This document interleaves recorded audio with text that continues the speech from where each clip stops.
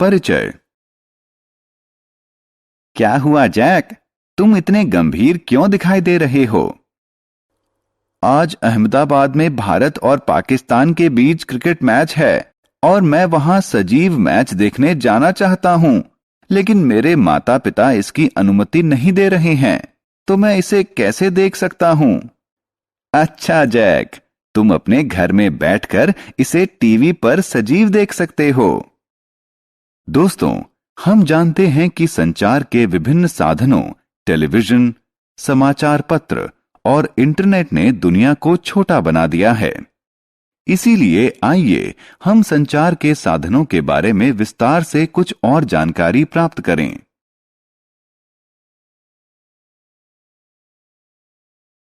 आओ सीखें।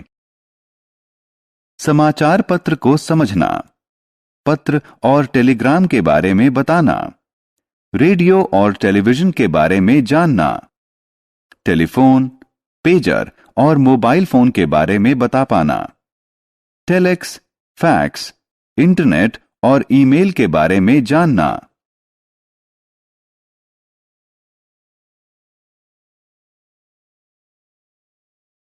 समाचार पत्र। नमस्कार दोस्तों, कैसे हैं आप?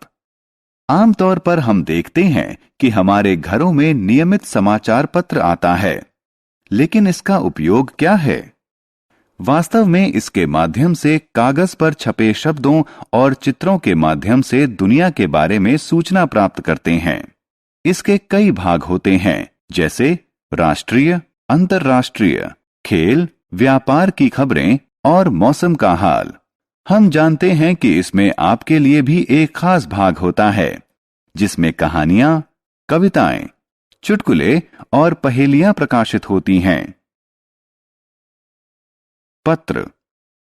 आइए अब संचार के एक दूसरे साधन पत्र के बारे में जानें। इस मुद्रित रेखा के नीचे न लिखें। आप जानते हैं कि पत्र संवाद का लिखित माध्यम होता है। साधारणतः इसका प्रयोग दुनिया के किसी भी स्थान में रहने वाले लोगों के बीच सूचना के आदान प्रदान के लिए होता है। अंतर्देशीय पत्र, हवाई तार और पोस्ट कार्ड पत्र के विभिन्न प्रकार हैं। आइए इनके बारे में विस्तार से जानें। पत्रों के प्रकार। आइए अंतर्देशीय पत्रों से शुरू करते हैं। अंतर्देशीय पत्र एक हल्के नीले रंग का डाक टिकट लगा कागज होता है, जिसमें संदेश लिखा जाता है और इसे एक खास तरीके से मोड़ा जाता है। आइए अब हवाई तार के बारे में जानें। हवाई तार भी एक प्रकार का अंतर्देशीय पत्र होता है, जिसे हवाई जहाज से भेजा जाता है। अन्य प्रकार के पत्रों को पोस्ट कार्ड कहते हैं। पोस्ट कार्ड एक पीले रंग के कागज पर लिखकर सूचनाओं के आदान प्रदान का माध्यम होता है। लेकिन क्या आप जानते हैं कि कुछ पत्र हमारे पास बहुत शीघ्रता से पहुंचते हैं? इन्हें टेलीग्राम कहते हैं। टेलीग्राम। टेलीग्राम भी संचार का एक साधन होता है।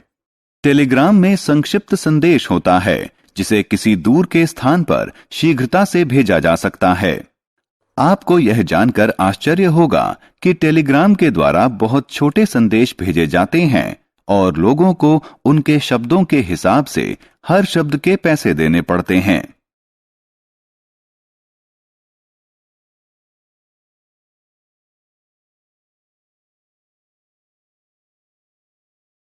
रेडियो और टेलीविजन।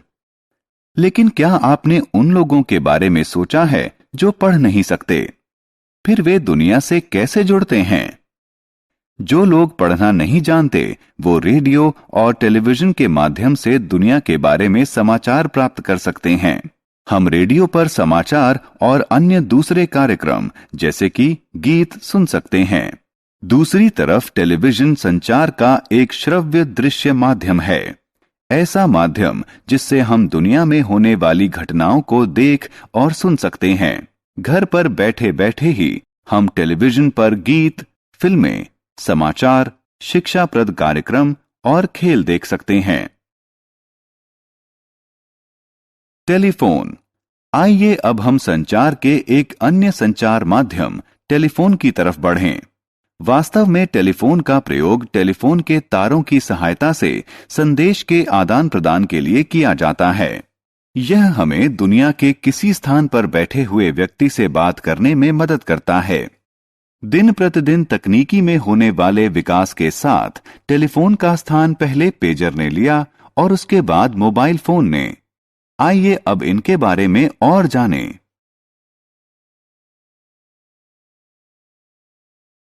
पेजर और मोबाइल फोन।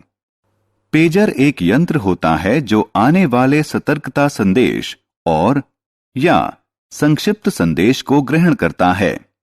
यह यंत्र उन लोगों के लिए उपयोगी है जिन्हें किसी के टेलीफोन कॉल आने की उम्मीद हो और वो कॉल लेने के लिए या तत्काल वापस कॉल करने के लिए टेलीफोन यंत्र के पास उपलब्ध न हो। लेकिन जल्दी ही मोबाइल फोन बाजार में आ गया और ज्यादा बेहतर तकनीक होने के कारण उसने पेजर का स्थान ले लिया। मोबाइल फोन की सहायता से हम कहीं भी स्थित व्यक्ति से बात कर सकते हैं और उसे संदेश भी भेज सकते हैं।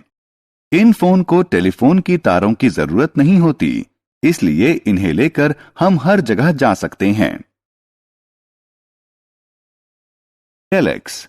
टेलेक्स एक अन्य संचार माध्यम है जो टेलीप्रिंटर की सहायता से मुद्रित संचार की सुविधा उपलब्ध कराता है। टेलीप्रिंटर ऐसे यंत्र होते हैं जो एक दूसरे से केबल संजाल से जुड़े होते हैं। इस यंत्र में संदेश का टंकण करने के लिए एक कुंजी पटल होता है। एक तरफ की मशीन पर संदेश टंकित किया जाता है और दूसरे तरफ के यंत्र पर टंकित होता है। प्राप्तकर्ता एक कागज पर मुद्रित संदेश को पा सकता है, लेकिन ये सब संचार के सामान्य साधन हैं। आइए अब संचार के कुछ आधुनिक साधनों पर नजर डालते हैं। फैक्स और इंटरनेट। संचार का पहला आधुनिक साधन प्रतिकृति या फैक्स है। वास्तव में यह एक इलेक्ट्रॉनिक यंत्र है जो पत्र, आकृति और रेखा चित्र को हस्तलिखित या मुद्रित रूप में तत्काल भेजता है। क्या आप जानते हैं कि फैक्स मशीन कैसे काम करती है? टेलीफोन के तारों के प्रयोग से फैक्स मशीन किसी दस्तावेज की हूबहू प्रति को प्राप्तकर्ता मशीन तक भेजती है। इलेक्ट्रॉनिक मेल या पत्र, जिनका लोकप्रिय नाम ईमेल है, भी संचार का आधुनिक साधन है। यह कार्यालयों में लोकप्रिय है। यह कंप्यूटर और इंटरनेट के माध्यम से टंकित संदेश भेजने का आधुनिक या विकसित तरीका है। यह संदेश को सचमुच ही बहुत तेजी से भेजते हैं, करीब कुछ ही सेकंड के अंदर। इंटरनेट की सहायता से होने वाले वॉइस चैट और वीडियो चैट भी संचार के आधुनिक साधन हैं। हमने क्या चर्चा की? समाचार पत्र हमें कागज पर मुद्रित शब्द और चित्र के माध्यम से सूचना देता है। पत्र कलम की सहायता से कागज पर लिखा संदेश होता है। अंतर्देशीय पत्र, हवाई तार और पोस्ट कार्ड विभिन्न प्रकार के पत्र होते हैं। टेलीविजन हमें दुनिया को देखने और सुनने में सहायता करता है।